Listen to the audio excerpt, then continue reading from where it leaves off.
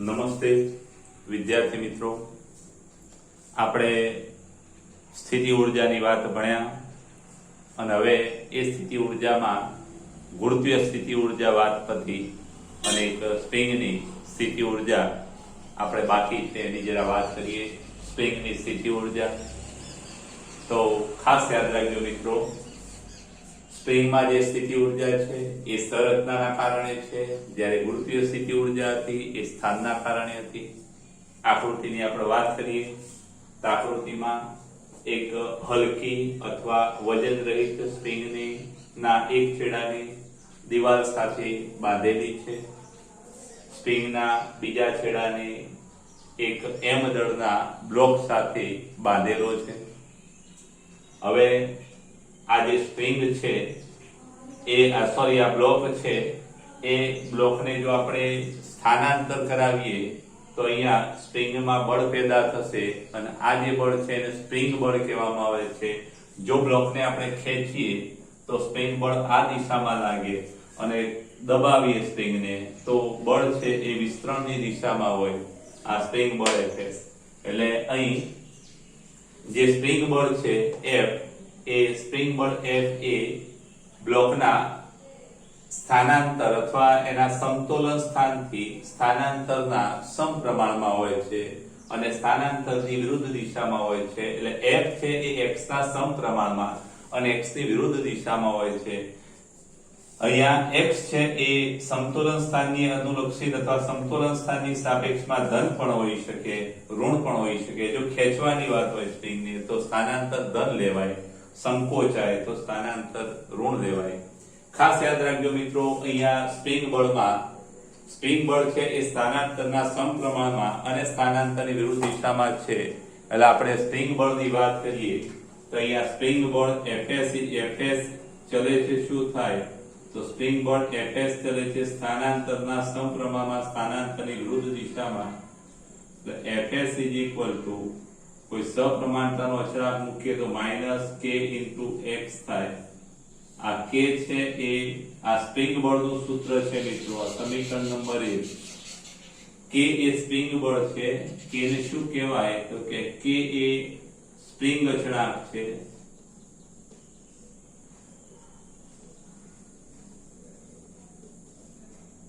Fs એ spring બળ છે, k spring અચળાંક છે, x એ સ્થાનાંતર છે. x મિત્રો ધન પણ હોઈ શકે અને ઋણ પણ હોઈ શકે. ખાસ યાદ રાખજો, x ધન કે ઋણ હોઈ શકે. ખેંચો તો x ધન અને દબાવો તો x ઋણ. હવે આ સ્પ્રિંગ બળ વડે થતું કાર્ય શોધવું છે તો આ બ્લોકને આપણે સમતોલન સ્થાનથી xm જેટલું સ્થાનાંતર આપીએ અને કાર્ય શોધવું છે તો આ સ્પ્રિંગ બળ વડે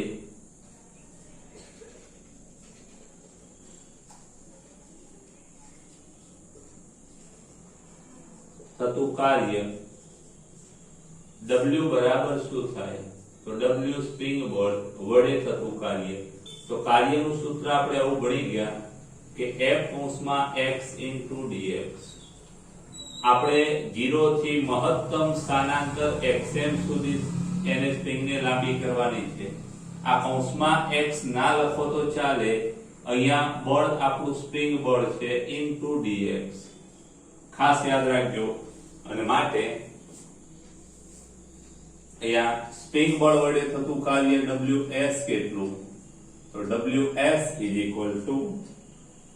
ઇન્ટિગ્રેશન 0 થી xm, કારણ કે આપણે સ્પ્રિંગને મહત્તમ xm સુધી લાંબી કરવાની છે. Fs બરાબર શું થાય તો કે -kx માઈનસ બહાર કાઢીએ kx * dx. ખાસ યાદ રાખજો મિત્રો, કે સ્પ્રિંગ અચળાંક છે, જે સ્પ્રિંગની આ કે છે સ્પ્રિંગ અચળાંક છે. એમાં ખાસ યાદ રાખજો, સ્પ્રિંગ કડક હોય તો કે મોટો, એટલે સ્પ્રિંગ અચળાંક મોટો હોય તો સ્પ્રિંગ કડક અને કે બળ અચળાંક સ્પ્રિંગ અચળાંક કે નાનો હોય તો સ્પ્રિંગ છે એ નરમ. એના એકમની ને બધી વાત આપણે છેલ્લે પછી કરીએ છીએ. Fs = -k x dx.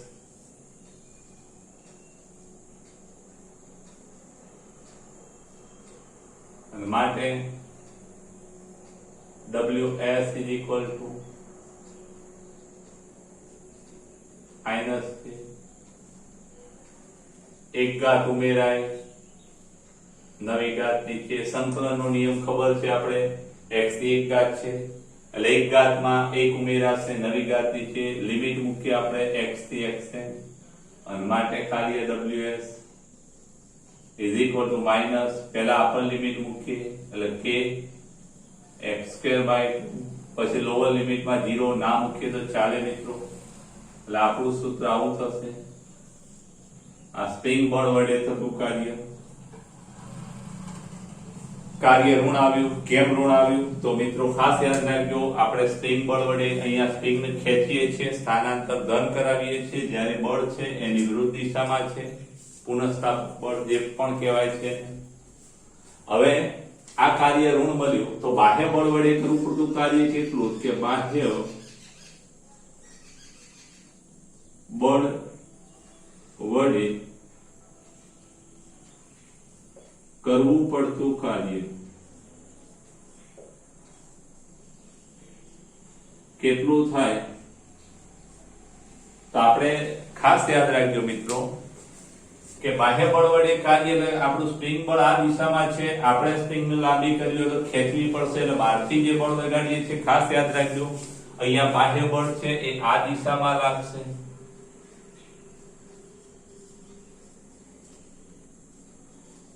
તો બાહ્ય બળ અને સ્થાનાંતર એક જ દિશામાં છે અને માટે એમ કહી શકાય કે અહીંયા કાર્ય W કેટલું થાય તો કે જે કાર્ય ઋણ મળ્યું એ કેવું બનશે ધન મળશે અહીંયા xm કારણ કે અહીંયા અપર લિમિટ મૂકો xm અને લોઅર લિમિટ તો 0 થશે એટલે કાર્ય W બાહ્ય બળ વડે કાર્ય આટલું થશે બાહ્ય બળ વડે થતું કાર્ય આવું થશે મિત્રો ખાસ યાદ રાખજો હવે આકૃતિ A અને B ની વાત કરી હવે જો આપણે સ્પ્રિંગ ને આ કાર્ય કેટલું થાય મિત્રો તો ખાસ યાદ રાખજો આ સ્પ્રિંગ બળ વડે થતા કાર્યની વાત કરીએ તો સ્પ્રિંગ બળ વડે થતું કાર્ય તો કાર્ય એટલે આપણે એવું ભણી ગયા કે કાર્ય W એટલે શું તો કે બળ F વિરુદ્ધ x ના આલેખનું ક્ષેત્રફળ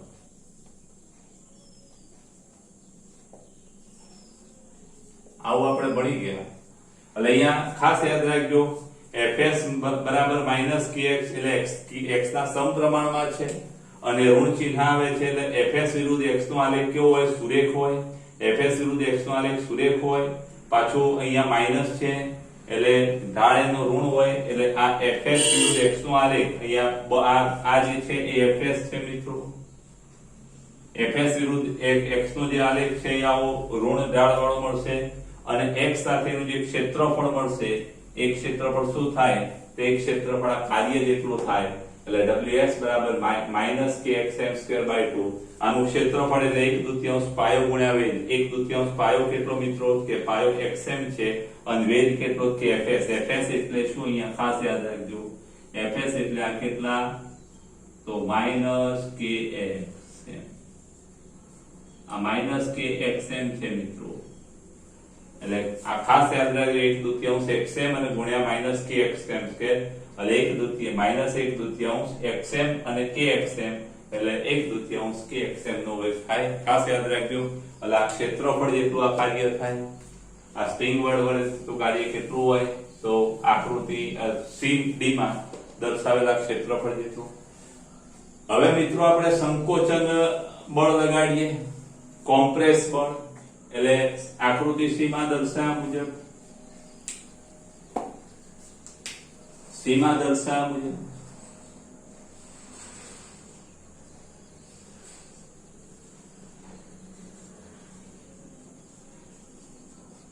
મુજબ જો આપણે જે બળ લગાડીએ એ FC હોય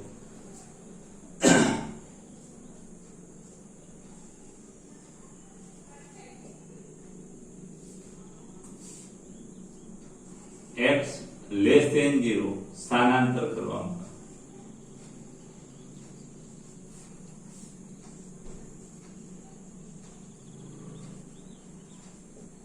કૌંસમાં આ કેવું છે? સંકોચન પ્રકારનું.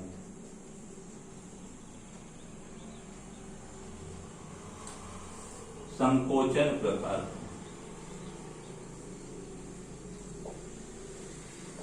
આ સંકોચન પ્રકારનું જો બળ લગાડવામાં આવે તો એમાં પણ કાર્ય તમે ગણો સંકલન કરી તો ખાસ યાદ રાખજો સ્પ્રિંગ બળ વડે થતું જે કાર્ય છે એ કેટલું થાય?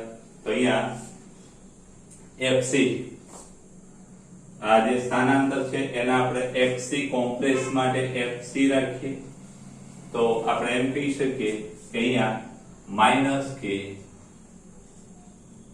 x²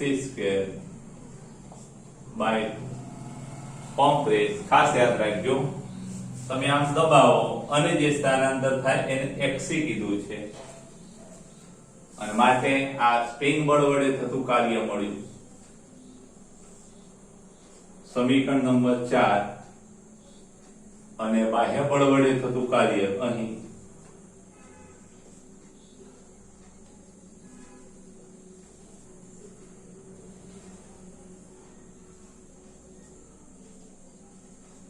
થતું કાર્ય તે કેટલું થાય? W તો ખાસ યાદ રાખજો જ્યારે કોમ્પ્રેસ તમે દબાવો છો ત્યારે સ્પ્રિંગ બળ આ દિશામાં છે, બંને પરસ્પર વિરુદ્ધ દિશામાં છે, માટે કાર્ય ઋણ બન્યું. આ સમીકરણ આ જ રીતે ગણતરી કરી આપણે મેળવી શકીએ. પણ બાહ્ય બળ વડે થતું કાર્ય તો દબાવો છો ત્યારે તમારું દાબીય બળ પણ આ દિશામાં છે અને બીજું કે સ્થાનાંતરે આ દિશામાં છે, બંને એક જ દિશામાં છે એટલે બાહ્ય બળ વડે થતું કાર્ય છે એ કેવું થશે? k x²/2 એ પાછું ધન થશે મિત્રો. ખાસ યાદ રાખજો એ કાર્ય આપણું કેવું થશે? ધન થશે. આ વાત હતી આ કાર્યની.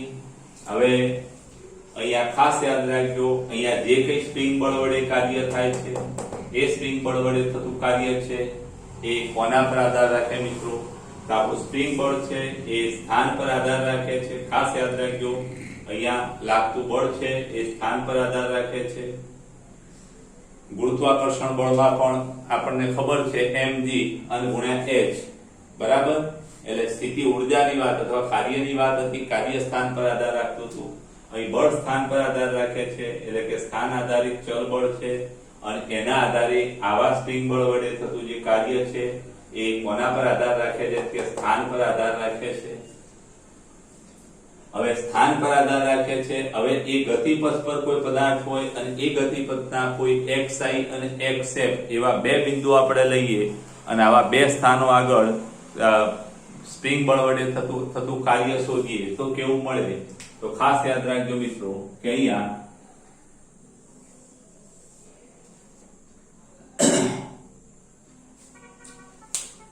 આકૃતિ જરા થોડી અલગ પાડી દઈએ.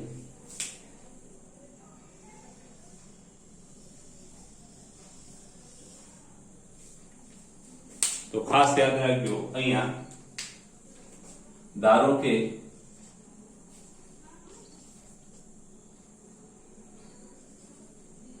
xi થી xf પર જતા આ xi ને xf કોની વચ્ચેના અંતર? તો કે -xm અને +xm વચ્ચે કાર્ય. ખાસ યાદ રાખજો મિત્રો સ્પ્રિંગ બળનું કાર્ય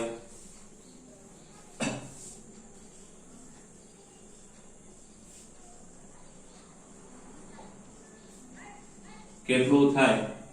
કે Ws આપણે એવું કહી શકીએ કે ઇન્ટિગ્રેશન xi થી xf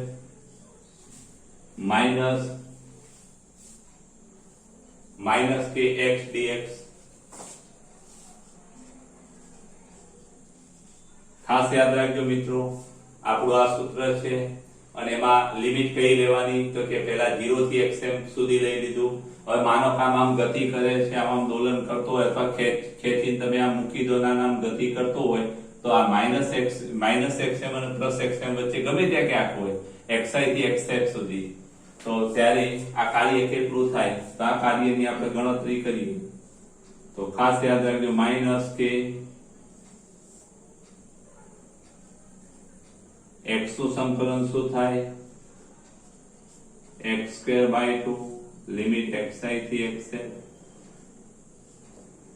અને માટે કાર્ય ws ઇઝ ઇક્વલ ટુ શું થાય તો કે માઈનસ k બગડો બહાર કાઢવો હોય કાઢી શકાય અને ના કાઢવો હોય તો આપણે કૌંસ જ છોડી કાઢીએ એટલે માઈનસ k xz²/2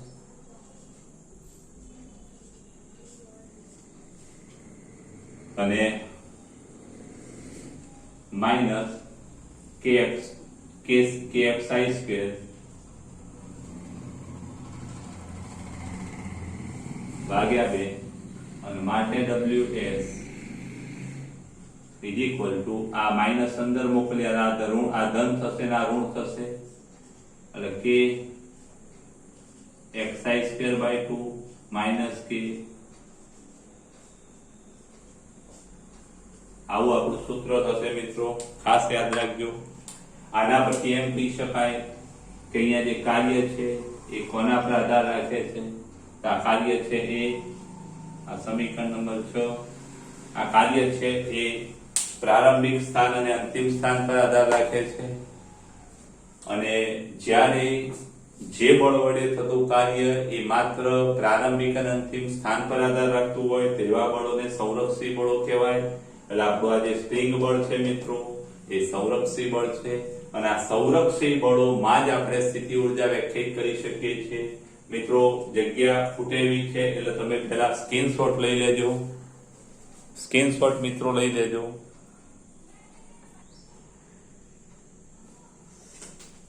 હવે ખાસ યાદ રાખજો મિત્રો માનો કે પદાર્થને આ પદાર્થ અહીંયા ખેંચીને મૂકી દો અને પદાર્થ આમ દોલનો કરતો હોય અને માનો કોઈ xi આગળથી ચાલુ કરે ને આમ જતો જતો પાછો xi આગળ આવે તો શરૂઆતનું સ્થાન પણ xi અંતિમ સ્થાન પણ xi એટલે બંધ માર્ગ પર ગતિ કરાઈ જો xi પરથી xi પર જ લાવવામાં આવે તો xi પરથી xi પર લાવવામાં આવે તો આપણે એમ કહી શકીએ કે આ પણ xi કાર્ય કેવું થાય શૂન્ય થાય તો ખાસ યાદ રાખજો પદાર્થને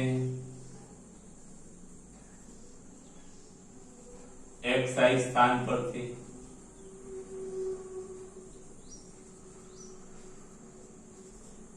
પાછો xi સ્થાન પર આવે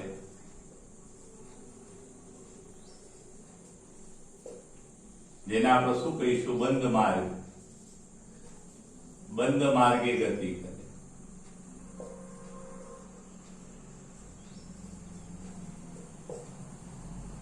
તો કાર્ય W કેટલું થાય કે ws is equal to k xi²/2 square ભાગ્યા અને માઈનસ આ એક્સેપ્ટ ને પણ શું કહીશું xi કારણ કે પાછો ત્યાં જ આવે છે ફરતો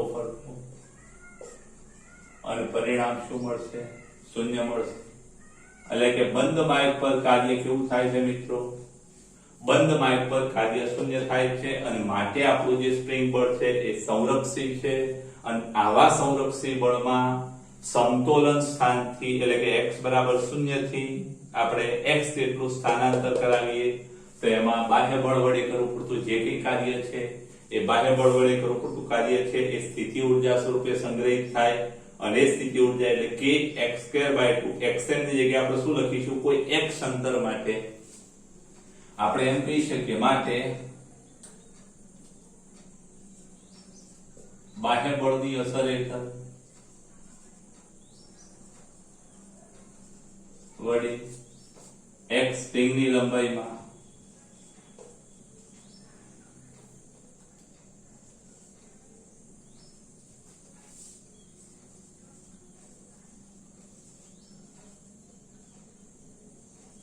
x જેટલો ફેરફાર કરવા કરતા કરવું પડતું કાર્ય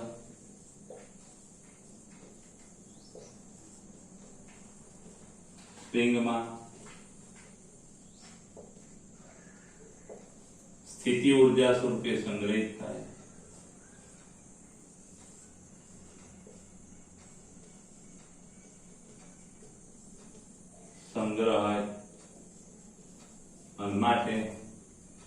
સ્થિતિ ઉર્જા v કૌંસમાં h બરાબર v કૌંસમાં x બરાબર શું થાય તો કે 1/2 kx. ખાસ યાદ રાખજો મિત્રો, આ સ્થિતિ ઉર્જાનું સૂત્ર ખાસ યાદ રાખજો. બીજું કશું છે નહીં મિત્રો, આ બાહ્ય બળ વડે જે કાર્ય કર્યું એ જ છે, પણ xm ની જગ્યાએ આપણે કોઈ x અંતર માટેની વાત કરીએ છીએ મિત્રો. આ ખાસ યાદ રાખજો. આ સમીકરણ નંબર આપણું 8. આ અગત્યનું સૂત્ર સ્ટ્રિંગની સ્થિતિ ઉર્જા કે તો આ સૂત્ર ખાસ યાદ રાખજો. ખાસ યાદ રાખજો 8મું સૂત્ર. હવે એક વાત ખાસ યાદ રાખજો કે અહીંયા આ x એ શું છે તો x એ પ્લસ xm થી માઇનસ xm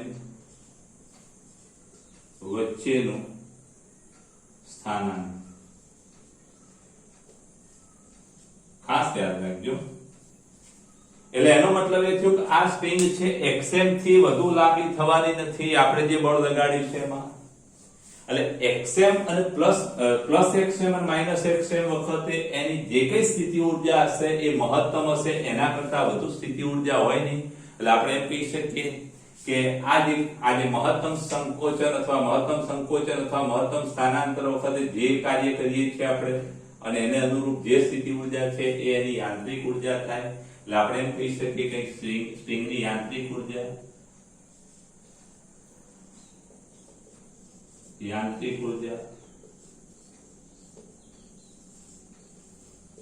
E બરાબર શું થશે 1/2 કે xm નો વર્ગ. આવું થાય. આ સમીકરણ નંબર 9. અને માટે આપણે થોડું બાકી છે અહીંયા નહીં પતે, જરા સ્ક્રીનશોટ તમે લઈ લીધેલો છે એટલે આગળનું પૂછી નાખો.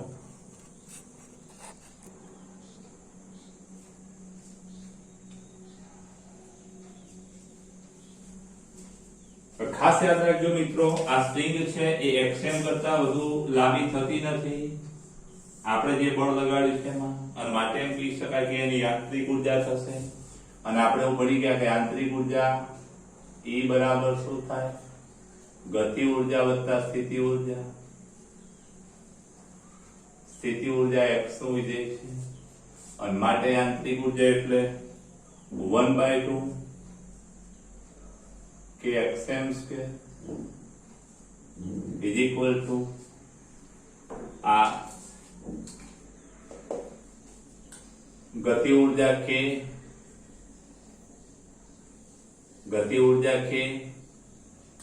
1/2 mv સ્ક્વેર.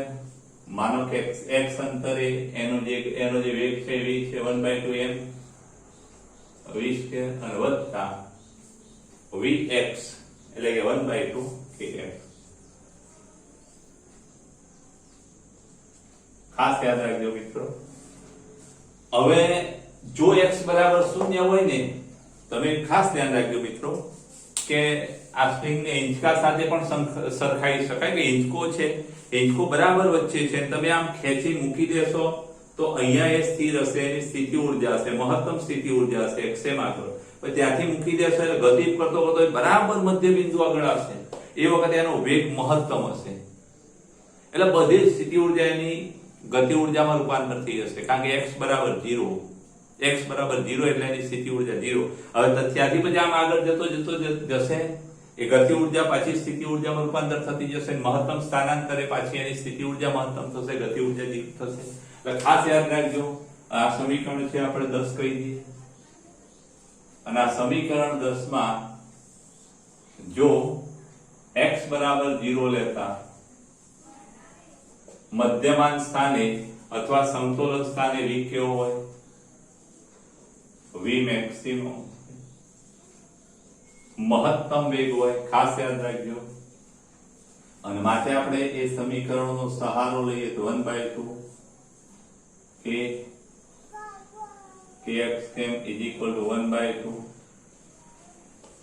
v મેક્સિમમ નો વર્ગ. x બરાબર આપણે મિત્રો 0 લીધા છે, આ 0 મૂકી દઈએ, આ 0 મૂકી એટલે પરિણામ આખું 0. અને માટે બગડા ઉડી જશે કે xm square is equal to m vm square અને માટે vm square is equal to k by m xm અને xm સ્ક્વેર અને માટે vm ઇઝ ઇક્વલ ટુ વર્ગમૂળમાં k by m into xm. ખાસ યાદ રાખજો મિત્રો, આનો એકમ મીટર પર સેકન્ડ છે, આનો એકમ મીટર છે, આનો એકમ મીટર પર સેકન્ડ, આનો એકમ મીટર એટલે છેદમાં સેકન્ડ આવવો જોઈએ, છેદમાં સેકન્ડ આવવો જોઈએ એટલે આનો એકમ સેકન્ડ ઇન્વર્સ હોય એટલે k બાય m નો એકમ સેકન્ડની -2 ઘાત થાય. ખાસ યાદ રાખજો, વર્ગમૂળ k બાય m નો એકમ શું થાય? આ સમીકરણ નંબર આપણે જે આવતો હોય લખી દઈએ. પહેલા આ સમીકરણ નંબર આપણું 11. ખાસ યાદ રાખજો, અહીંયા k બાય m એનો એકમ, એનું પારિમાણિક સૂત્ર શું થશે મિત્રો? તો કે સમયની -2 ઘાત, કારણ કે સેકન્ડની -2 ઘાત થશે. એ પારિમાણિક સૂત્રની વાત આપણે છેલ્લે કરીએ, આની કોઈ ખાસ જરૂર નથી હમણાં. ચલો અહીં સુધી ખબર પડી ગઈ. એટલે આપણું સૂત્ર આવું થશે મિત્રો કે Vm બરાબર વર્ગમૂળ k by m into xm. હવે આ જરા ગતિ ઉર્જા, સ્થિતિ ઉર્જા અને યાંત્રિક ઉર્જા એના આપણે આલેખ દોરીએ તો એ કેવા હોય? ખાસ યાદ રાખજો, આ બાજુનો સ્ક્રીનશોટ લઈ લેજો મિત્રો, સ્ક્રીનશોટ લઈ લેજો. અચ્છા, હવે ગતિ ઉર્જા, સ્થિતિ ઉર્જા અને યાંત્રિક ઉર્જાના આપણે આલેખ દોર્યાના તો કેવા હોય? બહુ સરસ મહત્વની વાત છે. ઘણા વર્ષો પહેલા આ બાબત જે કરી, આલેખ ને બધું દોરીએ છે, બધું 12માં આવતું હતું.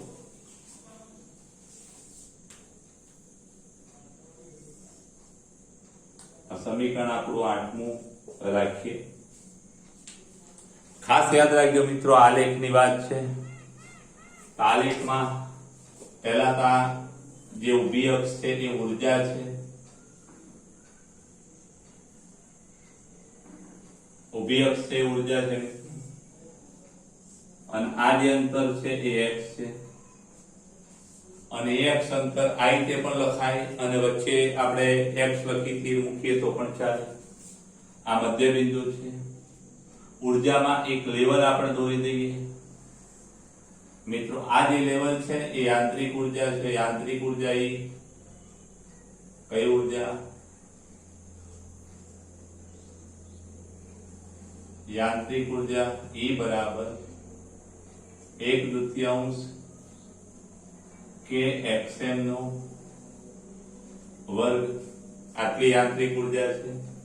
હવે ખાસ યાદ રાખજો મિત્રો, આપણું આ જે સૂત્ર છે એમાં યાંત્રિક ઉર્જા છે, આ ગતિ ઉર્જા છે, આ સ્થિતિ ઉર્જા. જો તમે x બરાબર 0 લો તો આપણી ગતિ ઉર્જા છે એ યાંત્રિક ઉર્જા જેટલી થાય.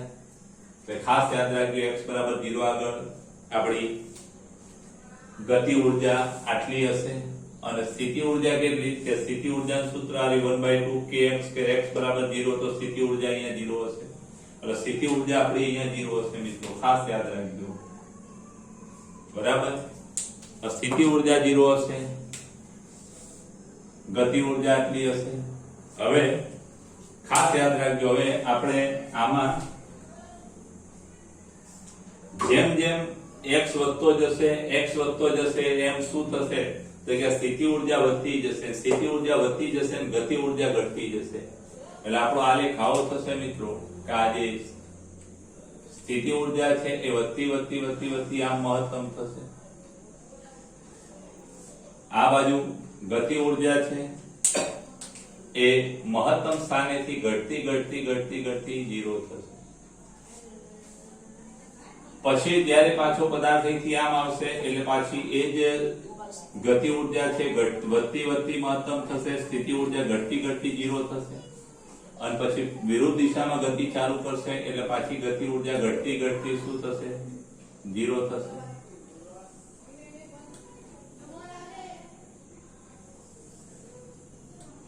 ગતિ ઉર્જા પાછી ઘટતી 0 થશે.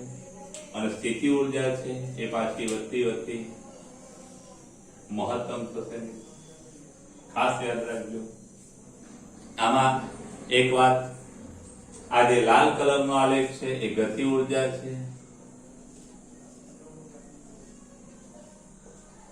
અને આ ભૂરા કલરનો આલેખ છે એ મિત્રો આ સ્થિતિ ગતિ ઉર્જા નહીં પણ આ સ્થિતિ ઉર્જા અને આ છે ગતિ ઉર્જા. લાલ કલરનો આલેખ છે એ ગતિ ઉર્જા, સ્થિતિ ઉર્જા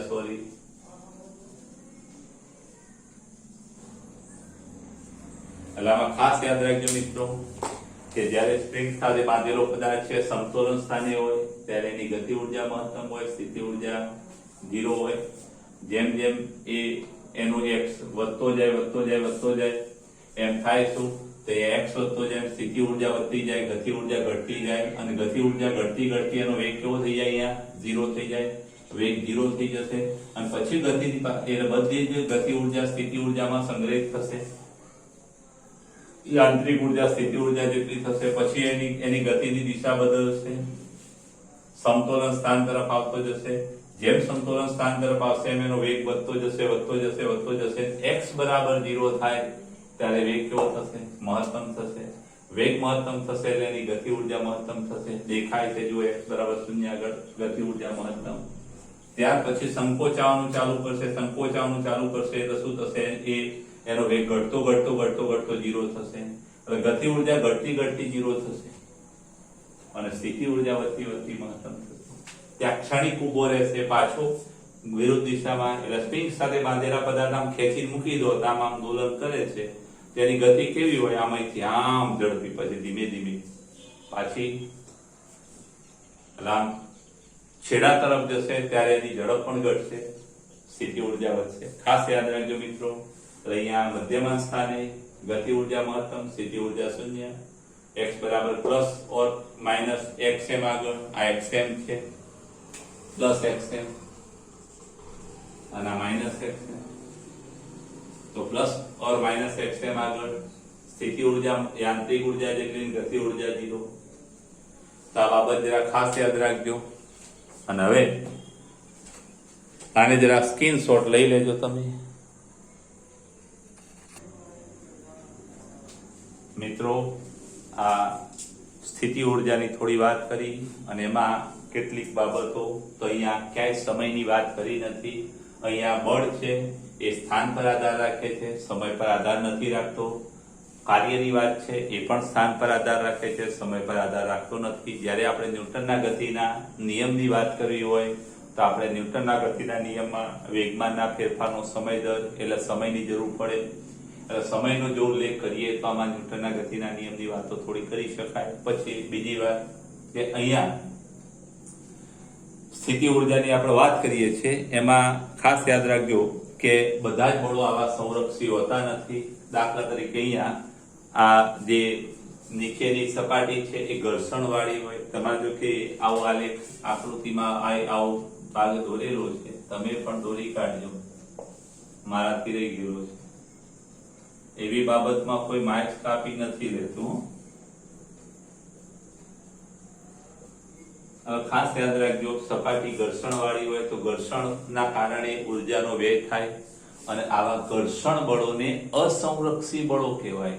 અને આવા ઘર્ષણ બળો છે, હવાના અવરોધ બળો છે, શાંતા બળો છે, તો આવા અસંરક્ષી બળોની હાજરી હોય ત્યારે આપણે યાંત્રિક ઉર્જા સંરક્ષણનો નિયમ ના વાપરી શકીએ. પણ આ નિયમ વાપરતી વખતે ખાસ યાદ રાખવાનું કે ઘર્ષણ વિરુદ્ધ જે કંઈ કાર્ય કરવું પડે એટલી ઉર્જાનો વ્યય થાય એની ગણતરી પણ આપણે લેવી પડે. એટલે ઘર્ષણ બળના કારણે જે ઉર્જા વપરાય એ ઉર્જાને પણ અથવા એના કાર્યને પણ યાંત્રિક ઉર્જામાંથી બાદબાકી કરવી પડે, કારણ કે એટલી યાંત્રિક ઉર્જા આપણી ઘટવાની છે.